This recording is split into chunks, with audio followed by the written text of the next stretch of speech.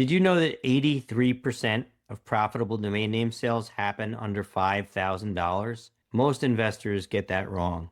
I want to tell you a little bit about the domain code. My name is Joe Styler, and I built this new domain name investing class, the domain code, and we look at $320 million in real sales.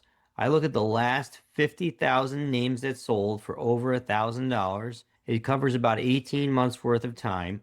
And what we do is we help you to stop guessing and start investing smart using facts and data. You know, most of the time when people come to me and talk to me about how to learn about domain name investing, they talk to me about how they're buying the wrong things or how they started out and wish that they had learned more from the facts because they're wasting their money. So how do you do that? Use data. And that's why I developed this class with 12 modules where we go on a deep dive and see the story that the data has to tell on what names are selling and why. For instance, did you know that dictionary words tend to sell for 1.9 times more than invented names?